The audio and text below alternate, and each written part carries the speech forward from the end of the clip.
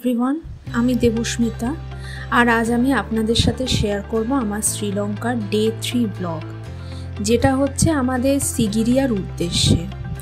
So at first আমরা হোটেলে breakfast করে চেক আউট করে যাই বাই 8:30। এরপর আমাদের সফর আমাদেরকে ফার্স্টে নিয়ে যায় হচ্ছে একটা ন্যাশনাল পার্ক দেখাতে। ওখানে ওয়াইল্ড লাইফ বলতে আমরা এলিফ্যান্টই ম্যাক্সিমাম দেখতে পেয়েছি, আর অনেক রকমের বার্ডসও ছিল। এরপর আমাদেরকে একটা বুলক কাট রাইডে নিয়ে যাওয়া হয়, মানে ওখানকার একটা লোকাল ভিলেজ দেখাতে। ভিলেজটা খুবই সুন্দর ছিল, আর ওখানেই আমরা লাঞ্চ করি।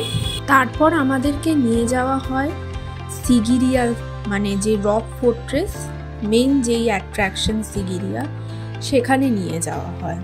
ওখানকার এন্ট্রান্স ফি ছিল 30 USD, which is equivalent to Indian rupees 6,500।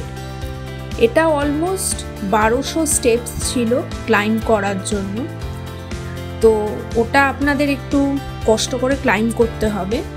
কিন্তু ওপরে যখন আপনারা যাবেন, মানে টপ ভিউটা মানে খুবই সুন্দর যাকে বলে। এই সিগিরিয়া রক ফোর্ট্রেস মাইথোলজিক্যালি বলা হয় হচ্ছে রাভানার প্যালেস বলে, কিন্তু হিস্টোরিক্যালি হচ্ছে এটা রাজা কশ্যপের প্যালেস। রাজা কশ্যপ এই প্যালেসটা বানিয়েছিলেন একদম হিল টপের ওপরে।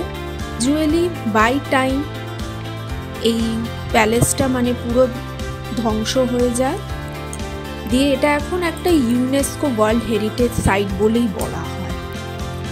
তো এটা দেখে আমরা তারপর হোটেলের দিকে ফেরত আসি। এটা কমপ্লিট করতে করতেই আমাদের মোটামুটি 6:30 বেজে গেছিল। এরপর আমরা হোটেলে ফেরত আসি, এসে আমরা ডিনার করে আমাদের নেক্সট ডের জন্য আমরা প্রিপেয়ার হই। তো নেক্সট ব্লগটা আপনাদের সাথে আমি শেয়ার করব।